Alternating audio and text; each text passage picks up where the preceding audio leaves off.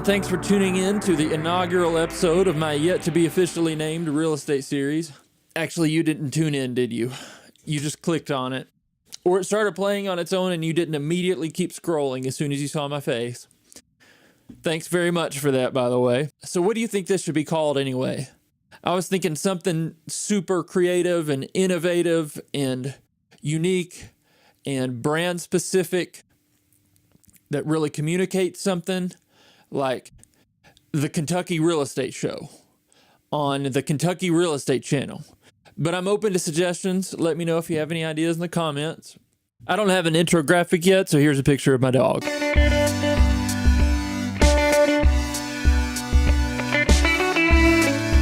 Anyway, today I want to talk about one of the most common questions I get as a real estate agent, which is, "Hey Thad, how much do you think my house is worth?"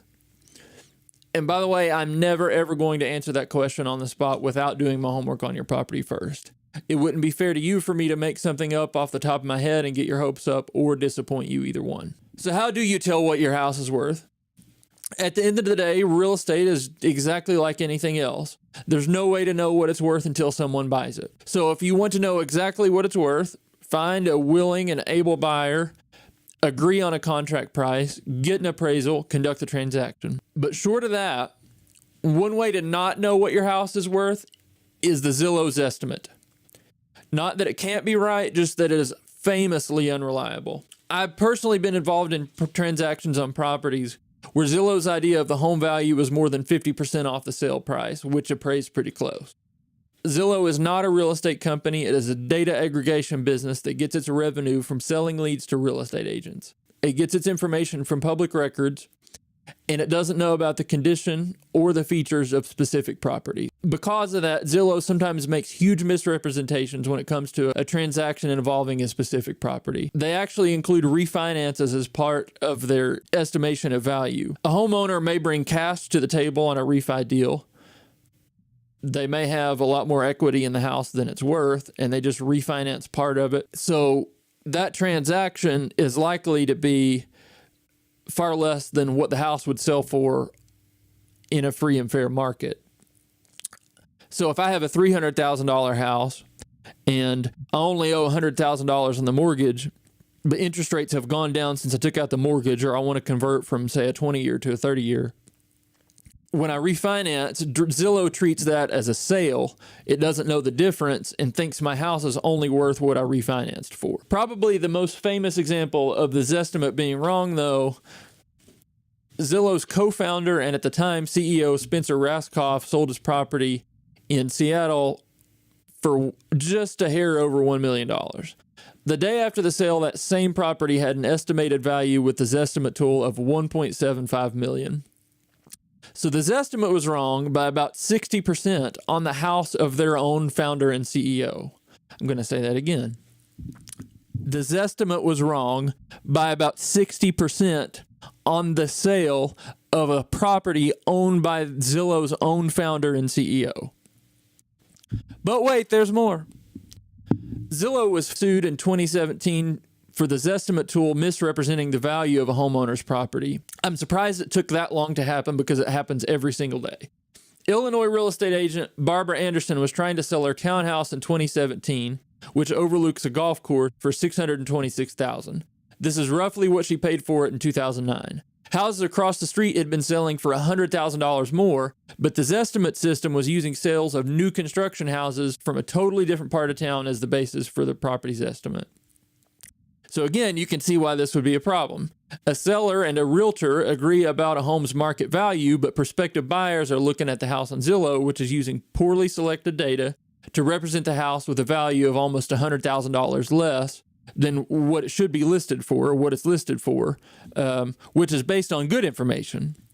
So buyers are coming to her and they're all lowballing her because they think that the house is worth $100,000 less based on this estimate than what she has it listed for. And they're wrong, but you can't convince them of that.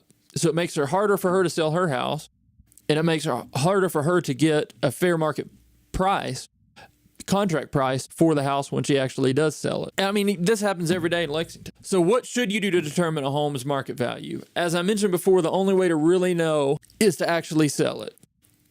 But one thing you could do is call an appraiser, which is someone who is specifically trained and licensed in determining home value. However, getting an appraisal can be expensive, and appraisers are human. They can make mistakes as well. But it is more reliable than Zillow. Most people consult a realtor before selling their home to determine a list price, and then the buyer pays for the required appraisal once the home is under contract for an agreed upon price. You're better off as a seller to not pay for the appraisal, right? So the very least a realtor should do for you, which should be more reliable than Zillow, is taking into consideration houses that have recently sold nearby and come up with a price for your property based on the difference between it and the comparable properties. This is called a comparative market analysis, or CMA. And one thing that separates Weichert agents is that not only will we do a CMA and look at comparable houses, we will also provide what's called a price trend analysis.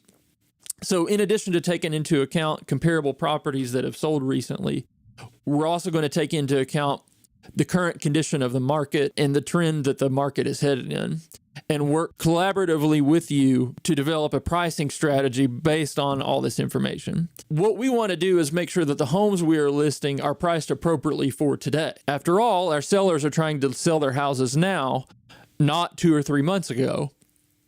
It's helpful to take into account recent sales, but it's also important to take into account changes in the market since then. So, for example, let's say interest rates have fallen significantly since the most recent comparable properties have sold. If so, it's important to take that into account because buyers are going to have more buying power for a monthly payment that's the same amount whenever your house is listed. Or maybe the sales volume for the market has increased, but there are fewer homes in the area for sale now than when the comparables were sold. In which case, your property is going to have a competitive advantage with its position in the market that the comparables from 3, 4, 6, 8 months ago didn't have. And this also applies for our buyer clients as well.